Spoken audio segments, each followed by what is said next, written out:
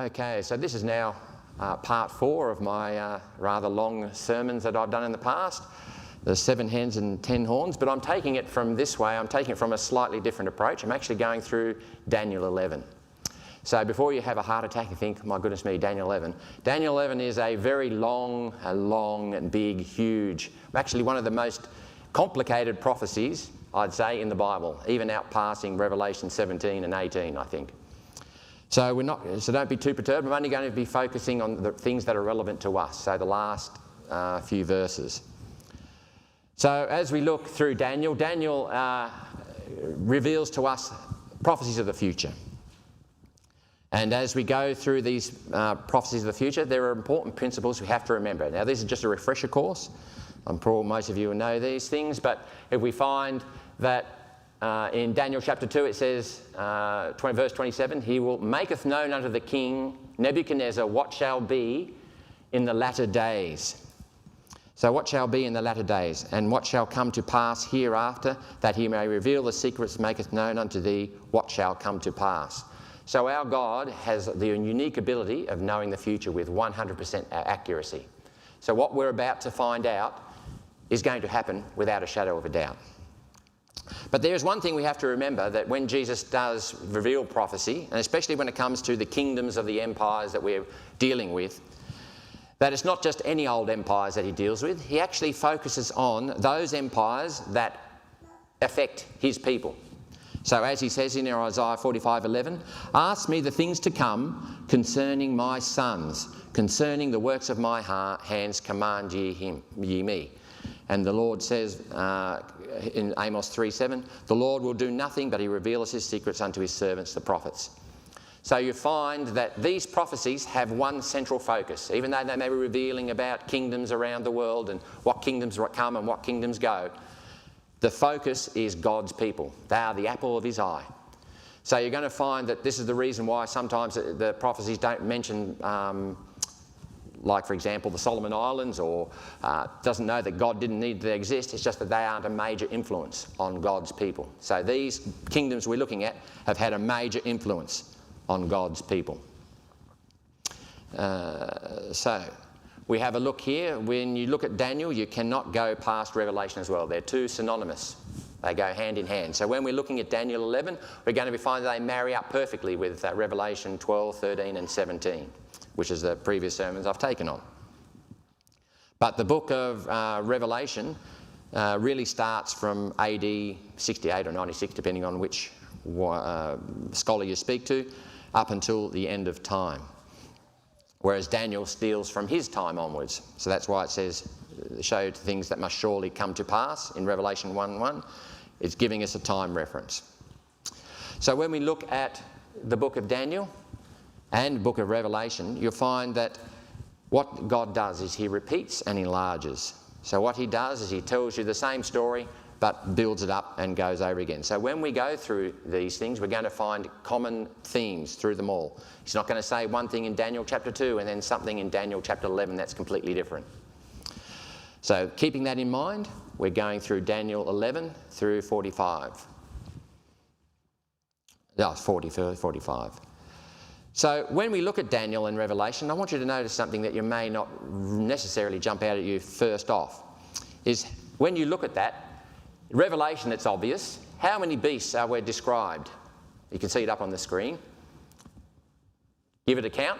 1, 2, 3. With Daniel, how many visions did he have of these kingdoms and empires? Now, some people tend to get this one a bit wrong. He only had 3. Daniel chapter 2, Daniel chapter 7 and Daniel chapter 8. You may say, but hang on, what about the visions in 9 through to 11? They're an explanation of Daniel chapter 8. They're just explanations. It's not another vision of other kingdoms. It's just an explanation of what happens in Daniel chapter 8. So what happened in Daniel chapter 8 must be pretty important if God sent Daniel 2 extra visions just to explain it. So we find in Revelation we have 3 beasts, powers, symbolised by 3 powers symbolised by beasts. But in Daniel chapter 2, Daniel 2 to 7 and 8, we have 3 beast powers representing kingdoms. So we find that these two should marry up. And we do find that these do marry up, although they do both add added information. So we find in Daniel chapter 2, where does that start at? It starts at Babylon, Meadow, Persia, Greece, Roman Empire, the Holy Roman Empire. And we find in Revelation chapter 12, we find that the beast starts with not just it goes before Daniel, it actually goes before Babylon. It actually starts in heaven. Now there's a reason why God goes back a bit further. But it's interesting to note if you go through Revelation 12, which we're not going to go through, that he actually starts with the war in heaven and then jumps all the way down to the time of Christ. He doesn't deal with, Noah and the flood and all the other, it just jumps from war in heaven, boom, to the time of Christ. And the reason we look at Daniel chapter 12 is because we find there's an added something extra that it hasn't been explained anywhere else. And we find that in this vision, we find that we have the dragon having the 7 heads and the 10 horns and 7 crowns upon his heads. But it adds something extra, and it says, and his tail drew a third part of the stars of heaven and did cast them to the earth. So we find that there's another element, and that is the tail of the beast is active. So we're going to find that through Revelation, we find the beast and its tail. The beast and its tail, because the tail plays an active part. Now, I want you to keep that in mind, because this is going to help us understand Daniel 11. So when we look at Revelation 13 and Daniel 7, the similarities are exceedingly obvious, aren't they? Because we find in Revelation and Daniel 7, we have the 4 beasts, and as good Adventists, we should know what those beasts are. We have the lion, the bear, the leopard, and the dragon with the 10 horns. And yet, what do we find in Revelation 13? We saw a beast rise up out of the sea having 7 heads and 10 horns, and it has what? The beast that I saw was like unto a lion, bear, leopard, and the dragon gave him his power and authority. Now, you can't tell me that Revelation 13 isn't marrying with Daniel chapter 7. So you can see that we can get the similarities there. And in Revelation 13 it says, and I saw one of his heads as it were wounded unto death. And then the deadly wound was healed and continued 40 and 2 months. This is the same as we find in Daniel. It talks about where he's given, war is given unto the saints. And we find this find it in Daniel as well as Revelation here. So we find the time period, the 1260 years, or the 40 and 2 months. These cover the same period, but I'll go to that in a little more detail. Most people who are Adventists should understand these prophecies. This should be just a quick revision, a quick lesson study for you. But I want you to notice something that people sometimes miss. Where was John when he was looking at this beast rising out of the sea? It says, and I stood upon the sand of the sea and saw the beast rising up out of the sand of the sea, having 7 heads and 10 horns. Now, interestingly enough, why does he mention that he was standing on the sand of the sea? Because the sea is symbolic, just like the rest of this. The sand is symbolic, just like the rest of this prophecy. So what does sand symbolise in the Bible? Well, Isaiah 10 verse 22 tells us, for though thy people, Israel, be as the what? The sand of the sea. Yet a remnant of them shall return and be consumed to overthrow them with righteousness. So from John's perspective, he was standing where? In the church.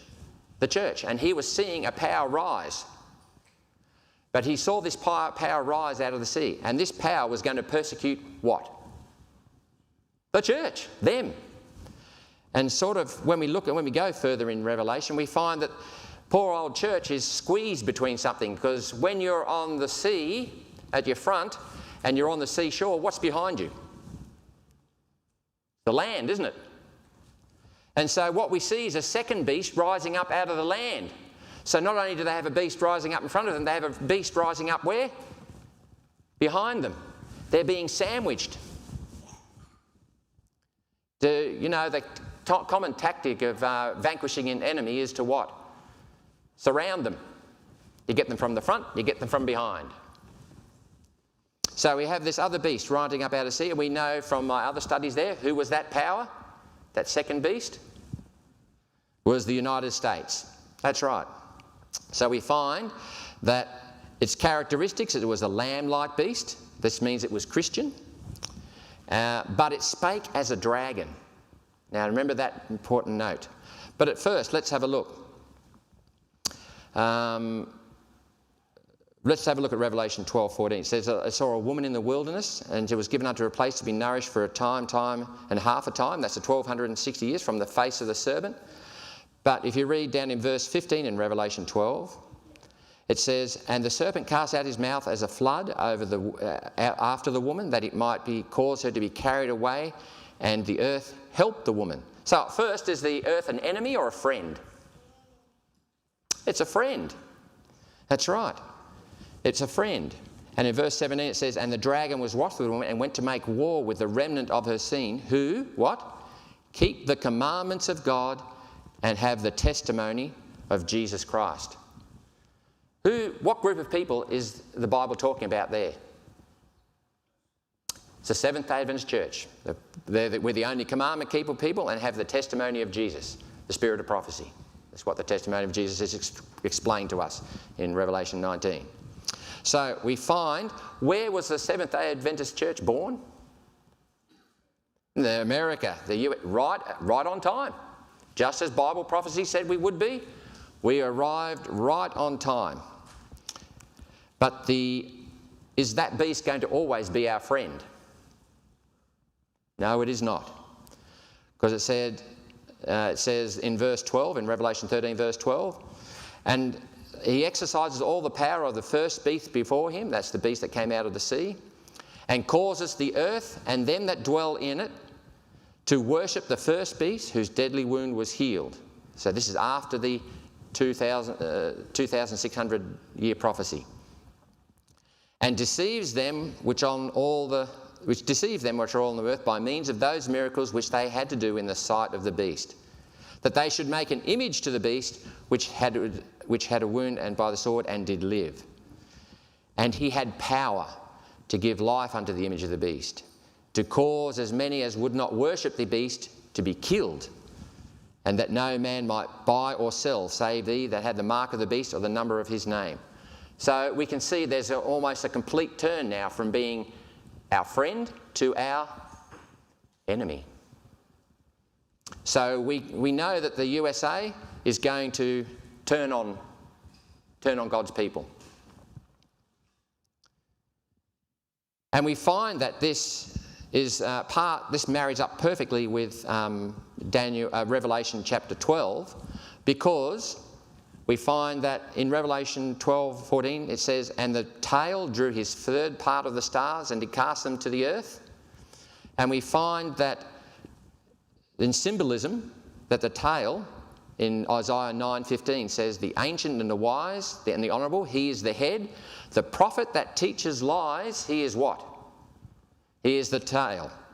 And remember in Revelation 13:14 it says, and he deceiveth those by means of the miracles and the power in which he had sight of in the sight of the beast.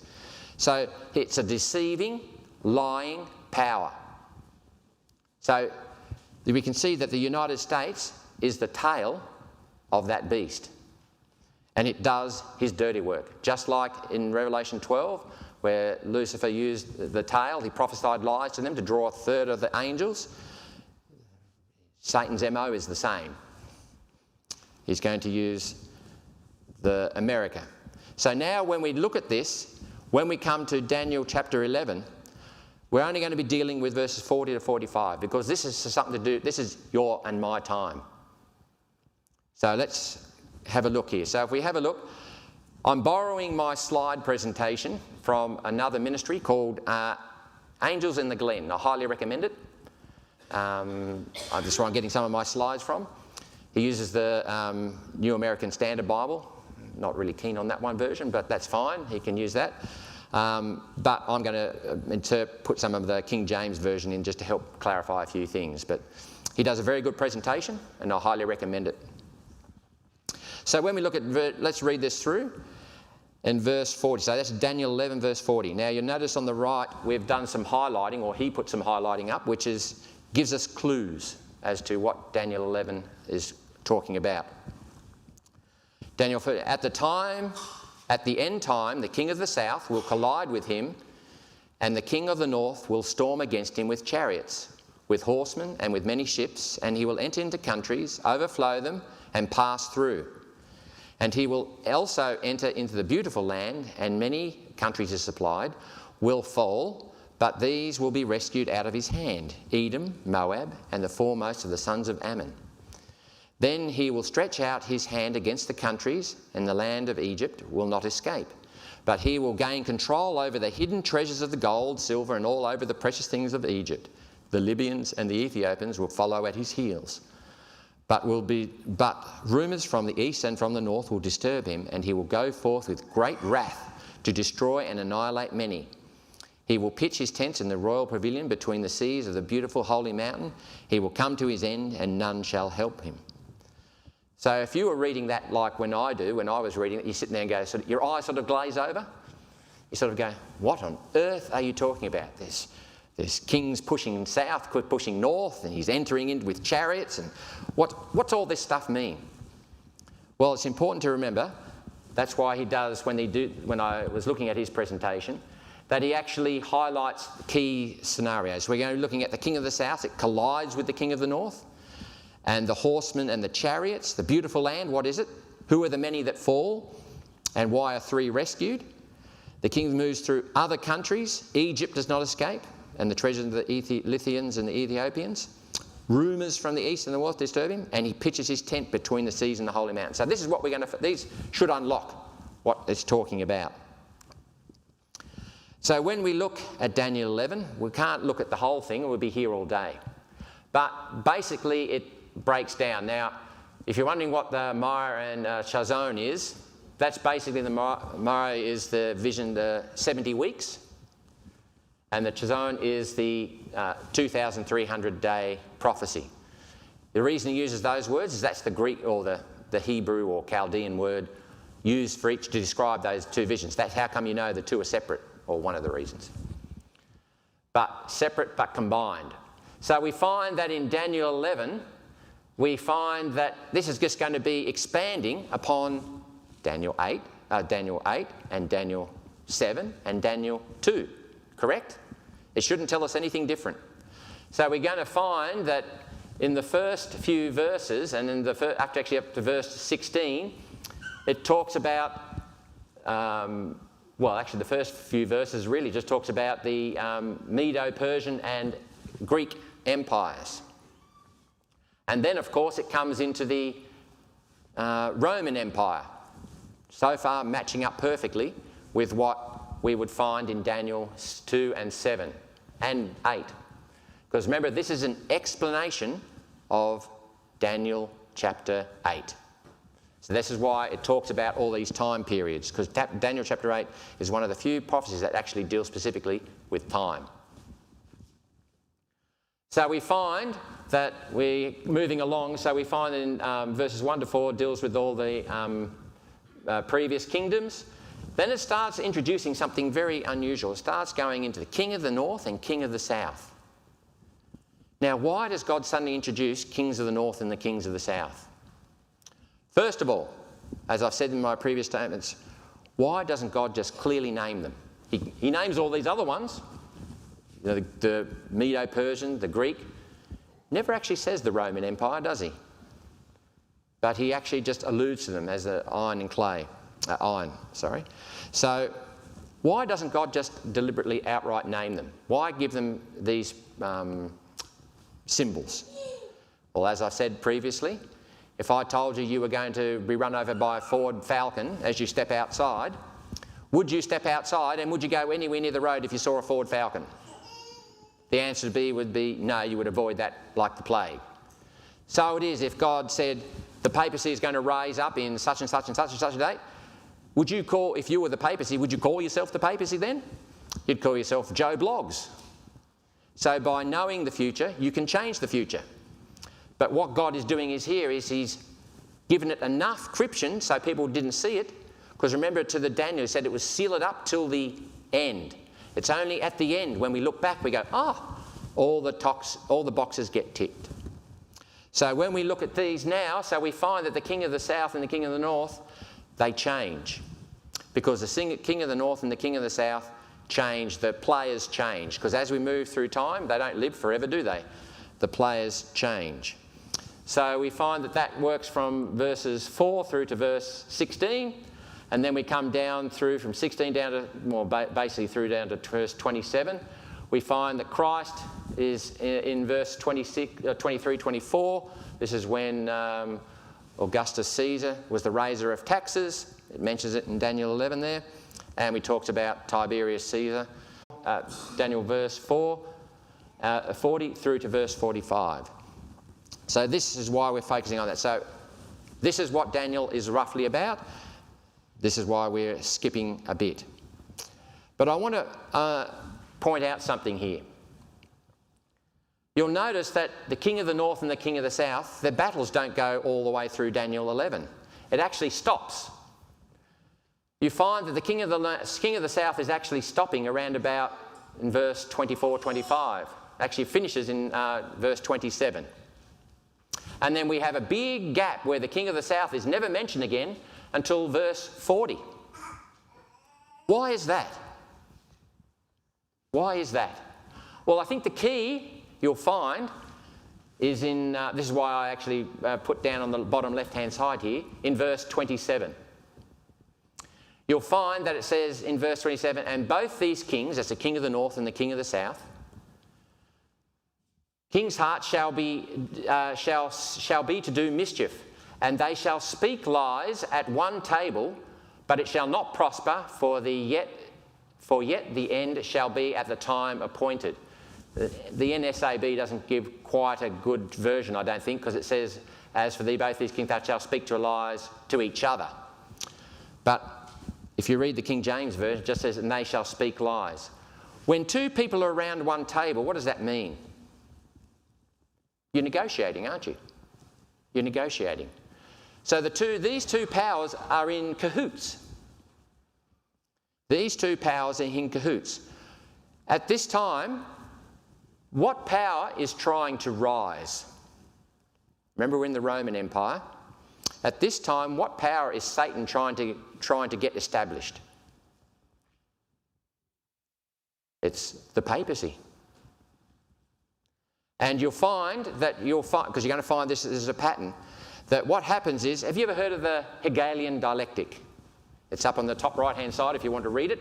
It's come up with the philosopher Hegel, where you have two opposing sides, push them together, they rub and they fight, and people have had such enough of it, they say, find a solution, and you get the solution you want.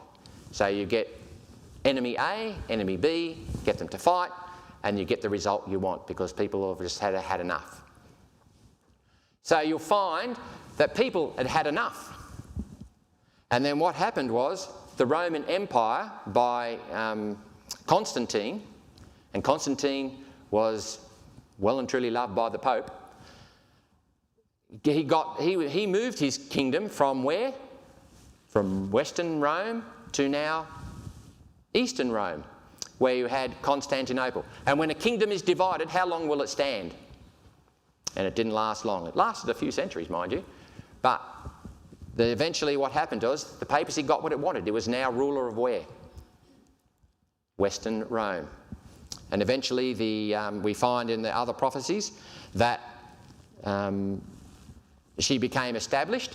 And that's why we have no more need of the king of the south. She's right there, right where she wants to be. Until when? We see it come back. We find when did the Bible prophesy that the papacy would come to an end? 1260 days, that's right. And we find that end comes to an end in verse 39. And quite coincidentally, who comes back? The king of the south. So the king of the south is coming back. We're now getting the Hegelian dialectic again. Because what's the papacy want to do? Get back into power, because it lost its power. So we find now the king of the south is now reintroduced. So reviewing once again, we find that we have in Daniel chapter 2, Daniel chapter 7, Daniel chapter 8, all these cover the same time period.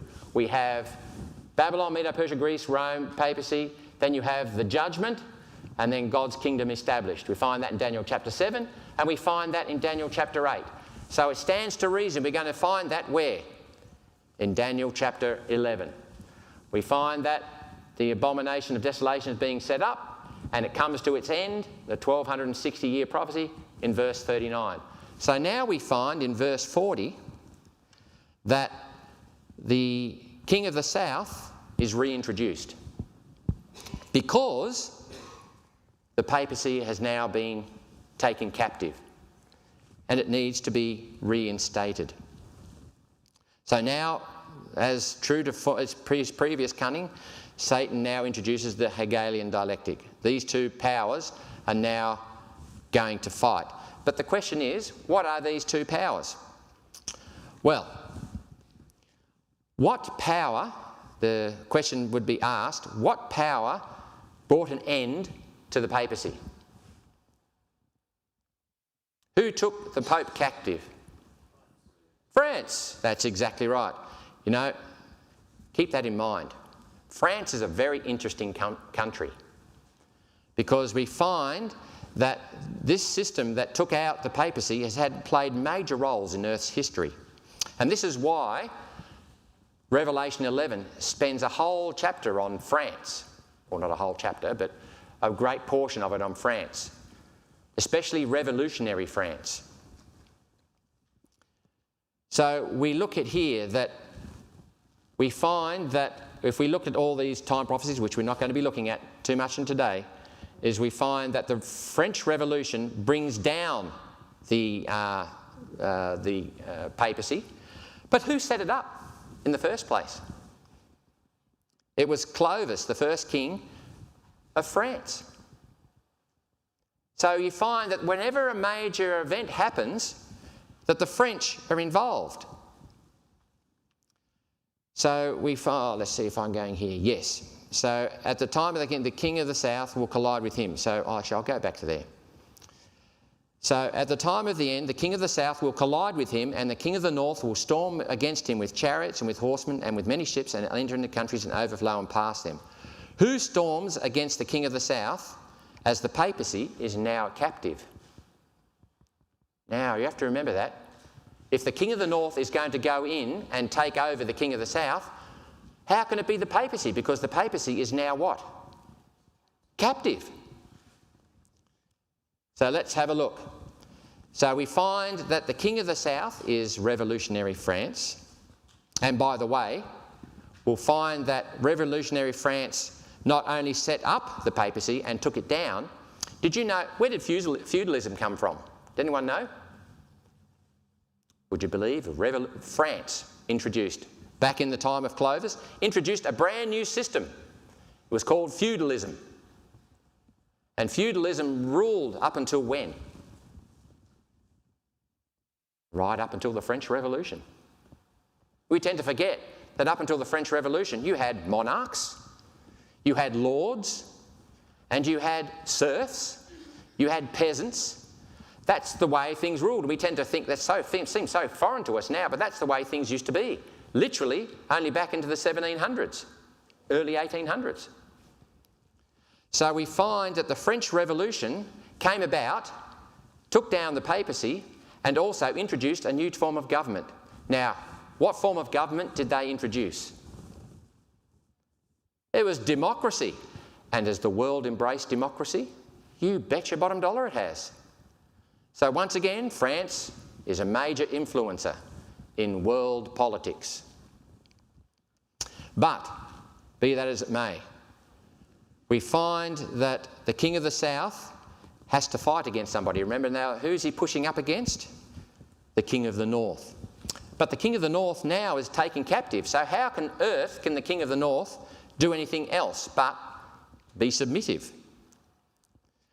Because remember, the king of the south is now the tail of revolutionary France. Because you find that in revolutionary France came out of so many philosophies. Do you realise how important revolutionary France is, and as far as how influential it is? Out of revolutionary France came the Congress of Vienna. We have Karl Marx, the Communist Manifesto. He came from the Enlightenment. He wrote Das Kapital. You have Charles Darwin, wrote The Origin of Species. And his father was one of the illuminated ones out of the French Revolution.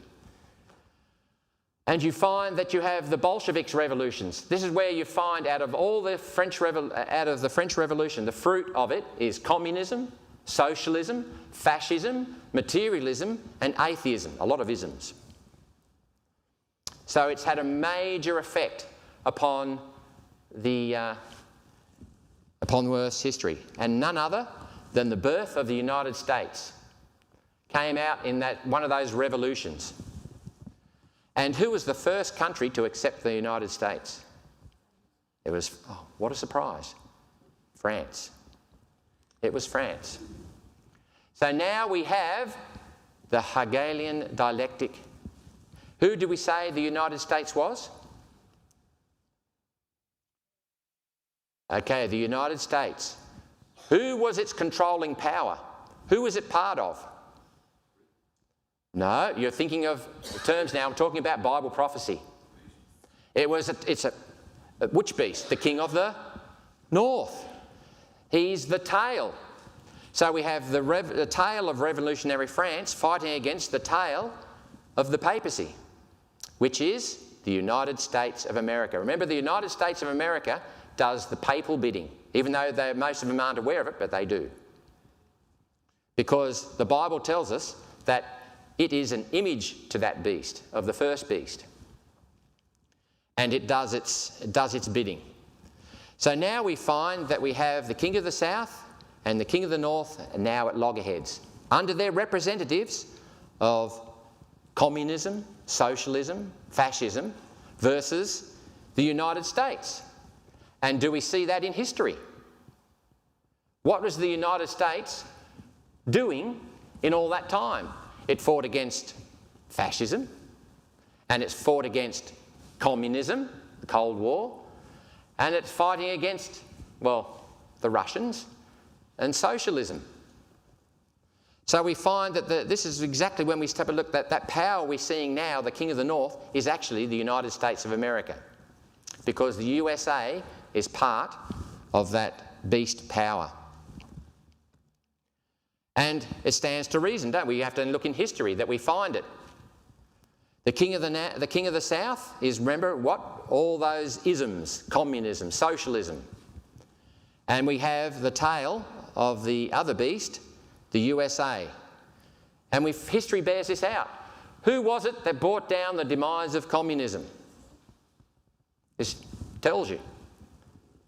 It was the United States and the papacy. Now, is communism defeated? Communism as a country is not defeated yet, is it? There is still one country that's still communist and is still pretty powerful. Which one is it? And it's interesting enough, Russia is no longer communist. What would you class Russia? Russia, would you class it as communistic, socialistic, fascist? Well, it's very difficult. It's actually closer to fascism now than it has ever been, because you now have all ruler under who? One man. Doesn't this sound familiar? Because that's just history repeating itself. Because we find that Russia is now. Oh, I'm perhaps jumping the gun. We'll go back. We'll look at that in a moment. But we now see that it talks about where it shall go through the United States is everywhere. You have a look at, this is a map of all the United States military bases. That's quite a military establishment, isn't it? It's virtually entered every country nowadays. Okay, so now we come to this one here in Revelation 17. So we're going to use Revelations 13, 17 to help understand what's going on in Daniel 11. And it says in verse 3, It says, and I saw a woman sitting on a scarlet-coloured beast, full of names, having heads, having horns, we'll just go through this now because I want to move along a little further. We find that there is an unfaithful and disobedient church, the harlot, sitting upon the beast, which is the world system government. Do you remember who I said that was before? No, it's not America. Who was that beast in Revelation 17? If you remember, it was the United Nations. You have a look at the United Nations. I won't go through the slides, but you look at the United Nations. That beast has, if you have a look at have you ever seen the picture of the chamber inside the United Nations?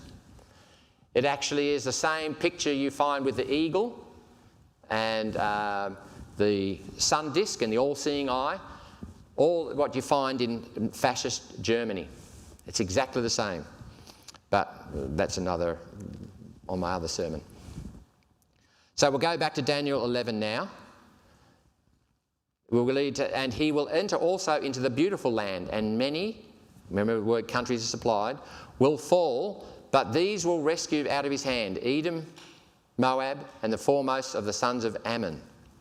So, who enters into the beautiful land? Who is the he? The king of the north. And who do we say is the proxy for the king of the north? The United States. So what we're seeing now is this is all United States. He is doing the bidding of the king of the north, which is the papacy. And so it says he will enter into the beautiful land. What is the beautiful land? And who will fall and who will be rescued? These are the questions we have to ask in this verse. Well, we find with these verses here in Daniel 8, 9 and 11 that we talk of the beautiful land is who? The sea, and the beast rise up out of the sea, and that sand of the sea represented God's people. So we have the papacy before us, the United States behind us, and then the United States is going to do all the heavy lifting. And this is consistent with prophecy, because remember it says that the kingdom helped the woman, but then shall turn against the woman. And remember, the Seventh-day Adventists were born and grown and nurtured in the United States. It's now a global movement. But it says that this same power will then turn against it. And then it will cause all that to worship the beast and turn upon those very people. Because when the mark of the beast is pronounced, when the mark of the beast is pronounced, everyone I assume here knows what the mark of the beast is. I'm not going to do any surprises by saying it's Sunday laws. Okay, so when Sunday laws are pronounced, who is that one group who's going to go against Sunday laws? It's going to be Sabbath keepers. So we're going to be suddenly public enemy number one. This small group, we're sick and tired of you minority groups who are trying to go against what is for the greater good. So what now seems to be a very tolerant society will become very intolerant. And we're going to find that it starts in America first, because America will then make everywhere else follow suit. So when it says it talks into that that beautiful land, let's go back to the geographical land, and we'll see that around that it says the hand, but these will be rescued out of his hand, Edom, Moab, and the sons of Ammon. If you have a look at where Israel is situated there, what countries are around it? We find the kingdom of Ammon, the kingdom of Moab, and the kingdom of Edom. So when you look at that as a type, who were the closest to Israel? You find it was who? Ammon, Moab, and Edom. They were the closest to Israel. Why did God mention these? That these shall escape out of his hand. Tell me, when Sunday laws come and the church is being persecuted, will the church grow or decrease? What will happen initially? Will the church grow or decrease? It will decrease. Because all the half-hearted and the I'm only here because I'm here for social meetings, what will happen to them? They will leave. They will leave. But Ellen White makes a very interesting statement. She says, Satan will do his work to deceive. He will set up his power as supreme. The church may appear to about to fall, but it does not fall. It remains while the sinners in Zion are sifted out, and as chaff they are separated from the precious wheat. This is a terrible ordeal, but never in their mouths. The remnant shall purify their souls by obeying the truth, rather gather strength from the trying process, exhibiting the beauty of holiness amid the surrounding apostasy. So what does she say that the church looks like it's going to happen? It looks like it's going to collapse. And let's stop and think about that for a moment. If there's an angry mob out the front, how many of you are coming in here to church? I reckon the church will be empty, to be perfectly honest. There might be one or two brave souls, but the church will be empty. That begs the question, what's going to happen to all the churches that we have in Australia when we know Sunday laws will come? What will happen to all those churches? They will have to close down. You've got the SAN, you've got all those churches, you've got the general... all that stuff will become a pariah in the world's eyes, and they'll be persecuted. The church structure will seem as though it's like to what? It's about to collapse. To all apparent eyes, the church looks like it's doomed and about to fall. But God has given us a forewarning. It says, take courage. Even though it looks about to fall, it shall not fall. And why not? Because, in these other verses, she gives us an indicator. Some have been shaken out and left by the way, the careless, the indifferent, those who did not join with those who prize the victory of salvation through enough as perseveringly pleading and agonising for it. We don't necessarily hold to the truths that we hope, but, they're open to it. And then when the final message comes through, while those of us who are apostate leave the church, they come in. So we find that the broken ranks will be filled by those represented by Christ as coming into the 11th hour, and many who have the Spirit of God been striving. The time of God's destructive judgment and his mercy, time of mercy for those who have no opportunity of learning the truth, tenderly will the Lord look upon them, his heart touched with mercy, his hand was still outstretched to save, while the door is closing to those who would not enter. Large numbers will be admitted who those in the last days hear the truth for the first time. So you're going to find that this is what it's talking about when Edom and Moab. Which part of the spectrum was verse 41 dealing with? It was the religious aspect. Now he's going to deal, now this king of the north, America, is going to deal with something else. And it says, he will stretch out his hand over other countries. The land of Egypt will not escape, but he will gain control over the hidden treasures of gold, over the precious things of Egypt. The Libyans and Ethiopians will follow at his heels. So who is Egypt symbolised in the Bible? Anyone have any ideas?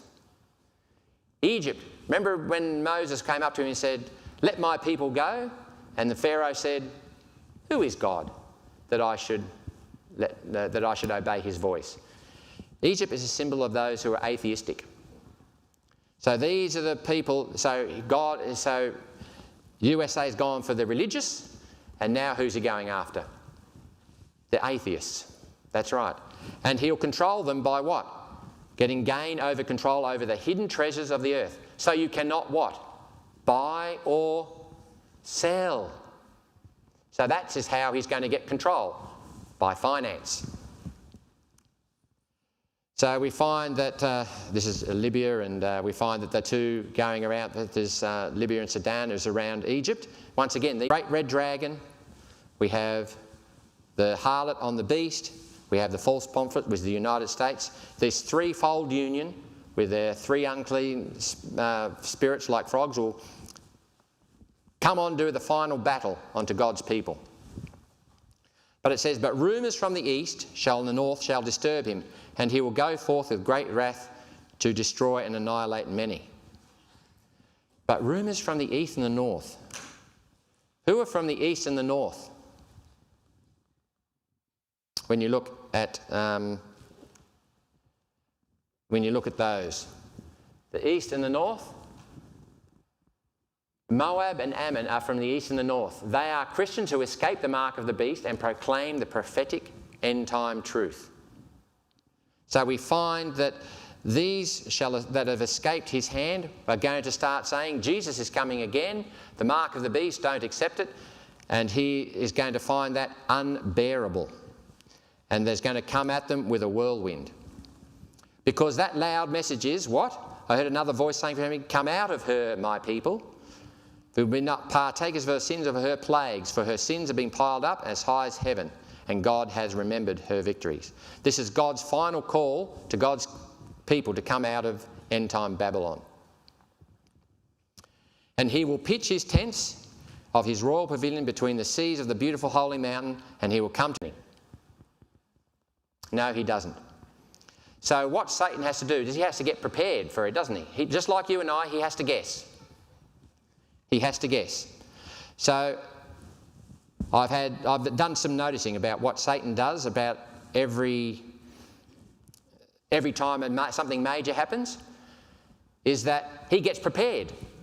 Now, if you have a look, in Bible prophecy it talks about 4 generations are coming back. So I'm going to have to get ready every time I seem to think something is coming. So if you look at 4 generations from 1844, what date do you come to? 2004. Do anyone remember anything major happening around 2004? Actually, 2001, we find, if you're Satan, would you get ready before or on the date? You're getting ready before, wouldn't you? So we find in September 11, 2001, something major happened that changed the world forever, and they said it changed the world forever. We had September 11, the great attacks happened in where? The United States. And they started setting out martial law, and from there onwards, have our freedoms gotten greater or less? Less. They've been getting less. And now Satan goes, rightio, well, Jesus didn't come, or there's nothing happens in 2004. What other dates can I pick? Well, when did the church in the wilderness get founded? Got founded in the United States. When? In the 21st of May, 1863. Now, you add 4 generations, that puts you out 160 years. Where does that put you? This very year, 2023.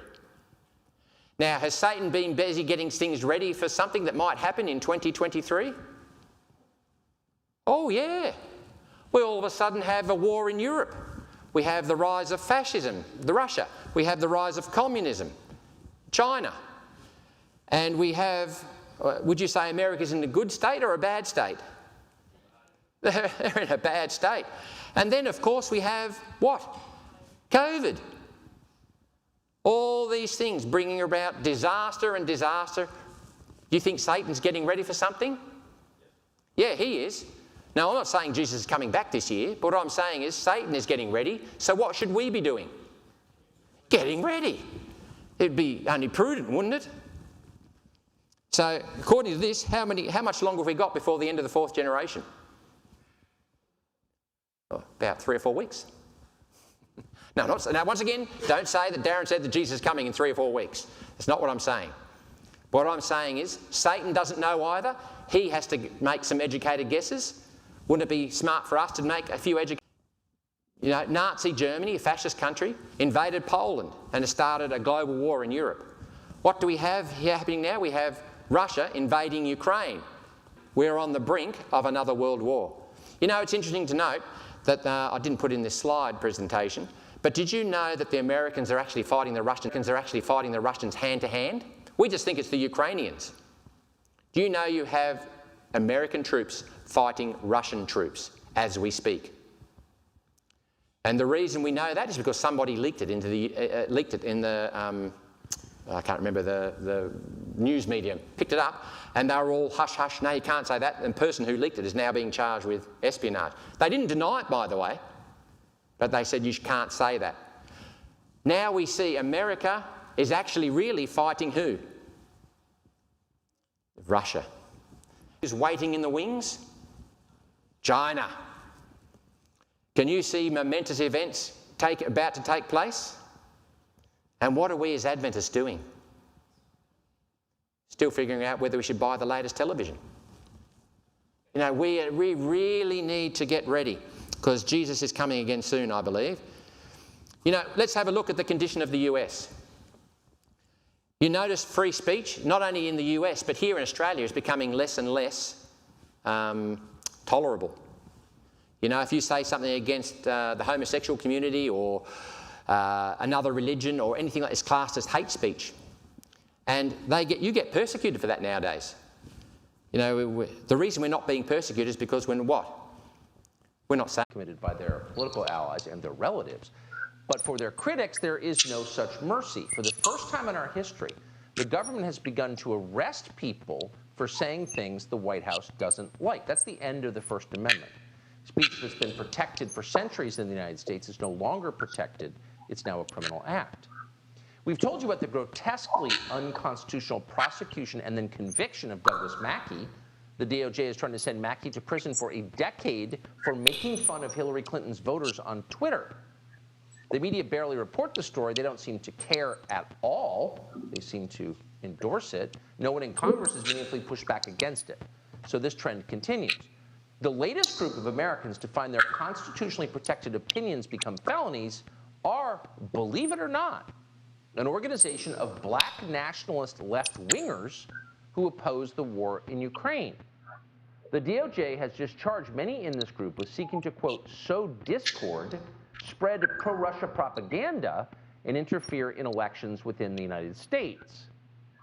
Now I want you to notice that, okay, this guy posted some tweets about Hillary Clinton and then got charged by the Department of Justice for making those comments. You know, free America, you should